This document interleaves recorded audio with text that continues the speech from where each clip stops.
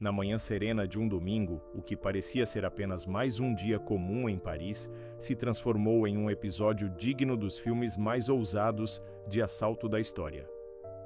O Museu do Louvre, orgulho da França e maior símbolo de sua herança artística e cultural, foi invadido. O que antes parecia impensável tornou-se realidade diante das câmeras e dos olhos atônitos do mundo inteiro. O museu mais visitado e mais vigiado do planeta havia sido violado, e em pleno dia. Por volta das 9h30 da manhã, enquanto os primeiros grupos de turistas enchiam os corredores do Louvre, um caminhão comum do tipo usado em obras e mudanças estacionou em uma área lateral próxima ao rio Sena. Nada chamava a atenção. Operários uniformizados, capacetes na cabeça, coletes refletivos, luvas e ferramentas pesadas. Pareciam apenas mais uma equipe a serviço das intermináveis reformas que o museu realiza em suas galerias. Ninguém imaginava que, em questão de minutos, eles protagonizariam um dos roubos mais audaciosos da história moderna da França. De dentro do caminhão, uma escada elevatória foi acionada e posicionada na fachada que dá para o segundo andar do museu. Era uma operação rápida, discreta e, acima de tudo, bem ensaiada. Os falsos operários subiram com precisão, sabendo exatamente qual janela quebrar. A estrutura de vidro reforçado foi rompida com ferramentas elétricas potentes, produzindo um som agudo que, misturado ao barulho do tráfego e dos turistas, não despertou suspeitas imediatas. Ao quebrar o vidro, os alarmes do museu dispararam. Mas isso não os deteve, e talvez nem os preocupasse. A segurança do Louvre é considerada uma das mais avançadas do mundo. Há câmeras em todos os corredores, sensores de movimento, alarmes sonoros e uma equipe de centenas de seguranças. Mas os criminosos sabiam o que estavam fazendo. Eles conheciam cada detalhe do protocolo de emergência do museu. Sabiam que, ao soar um alarme durante o horário de visitação, a prioridade imediata dos seguranças não é confrontar os invasores, mas evacuar o público. Isso cria uma janela de tempo, curta, mas suficiente para agir. E foi exatamente nesse intervalo que o plano brilhou. Em menos de 7 minutos, o grupo atravessou as salas da Galeria d'Apollon, um dos espaços mais luxuosos e simbólicos do Louvre. Lá estavam expostas as joias da coroa francesa, peças de valor histórico e artístico incalculável, heranças de reis e imperatrizes que marcaram os séculos de glória do Império Francês. Os ladrões sabiam onde ir, quais vitrines atacar e o que levar. Não houve indecisão, não houve erro. A precisão foi quase militar. As vitrines feitas de vidro blindado foram abertas com ferramentas específicas, serras elétricas de corte fino e pinças pneumáticas. É provável que tenham estudado a estrutura exata dessas vitrines antes do roubo. Em minutos, colocaram as mãos em peças lendárias. O colar de safiras da rainha Marie-Amélie, o conjunto de esmeraldas da imperatriz Eugênia e brincos e broches da imperatriz Marie-Louise, esposa de Napoleão. Relíquias que juntas valem dezenas de milhões de euros, mas cujo verdadeiro valor transcende o financeiro. São fragmentos vivos da história da França. Enquanto isso, os alarmes ecoavam pelos corredores e visitantes eram retirados. Alguns acreditavam ser apenas um exercício de emergência, outros notavam uma movimentação anormal de agentes de segurança. Fora do museu, 2 motos aguardavam com motores ligados prontas para a fuga.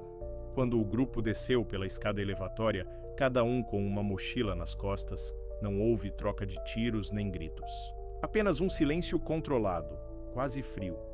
Em segundos, as motos aceleraram pela avenida que margeia o Sena e desapareceram no trânsito parisiense. Toda a ação, do momento da chegada do caminhão até a fuga, durou menos de 7 minutos. 7 minutos que abalaram a imagem do Louvre e colocaram em xeque a segurança de uma das instituições culturais mais importantes do planeta. A França acordou em choque. O presidente Emmanuel Macron classificou o episódio como um ataque simbólico ao coração da nação e prometeu mobilizar todos os recursos possíveis para recuperar as peças roubadas. Mas, na prática, as autoridades francesas sabem o quão difícil será essa tarefa. O roubo do Louvre não foi um crime comum. Foi uma operação cirúrgica, planejada com inteligência e execução quase perfeita. Especialistas em segurança acreditam que os criminosos tinham informações internas, detalhes sobre horários de troca de turno, localização das câmeras e protocolos de emergência. Talvez até tivessem cúmplices dentro da equipe de manutenção, aproveitando as reformas em andamento para disfarçar seus movimentos. Nada disso é improvável, considerando a sofisticação do golpe. O que torna o caso ainda mais impressionante é o contexto. O museu já havia reforçado significativamente sua segurança após incidentes anteriores, incluindo tentativas de vandalismo e pequenos furtos. Novos sensores haviam sido instalados e o sistema de monitoramento havia sido atualizado. Mas, como sempre, a maior vulnerabilidade de qualquer sistema é o fator humano. E foi justamente essa fraqueza que os criminosos exploraram com maestria. O episódio expôs uma contradição moderna. Quanto mais complexo o sistema de segurança, mais previsível se torna para quem sabe observá-lo. Os ladrões do Louvre não precisaram agir de madrugada nem hackear os sistemas eletrônicos. Fizeram o oposto. Escolheram um momento de maior movimento, quando o museu estava cheio, quando o caos e a distração natural da multidão seriam seus aliados. E assim, em plena luz do dia, desafiaram a ideia de que o impossível ainda existe. O impacto foi imediato. As manchetes do mundo inteiro noticiaram o roubo. Para muitos foi um golpe simbólico na imagem da França, um país que se orgulha de ser guardião do patrimônio cultural da humanidade. Para outros foi uma demonstração assustadora de que, mesmo no coração da civilização, a astúcia e a ousadia ainda podem superar a ordem e a vigilância. Os investigadores trabalham sem descanso. A polícia de Paris montou uma força-tarefa conjunta com a Interpol, tentando rastrear qualquer movimento suspeito em fronteiras, portos e leilões clandestinos. Mas o tempo é o maior inimigo. Especialistas afirmam que, se as joias não forem recuperadas nas primeiras 48 horas, as chances de encontrá-las intactas caem drasticamente. Peças históricas, quando entram no submundo do tráfico de arte, são desmontadas, derretidas, vendidas em parte. O que antes era uma coroa torna-se apenas mais um punhado de pedras e metais anônimos, perdendo para sempre seu valor simbólico e histórico. O caso reacendeu o debate sobre a segurança dos grandes museus do mundo. O Louvre, com suas mais de 30 mil obras expostas e mais de 30 mil visitantes diários, enfrenta um desafio gigantesco: proteger o passado em meio ao presente. O equilíbrio entre acessibilidade e segurança é delicado. Um museu aberto é um museu vivo, mas também vulnerável. E quanto mais se tenta blindar o patrimônio, mais se arrisca a afastar o público, o que, ironicamente, vai contra a própria missão de instituições como o Louvre.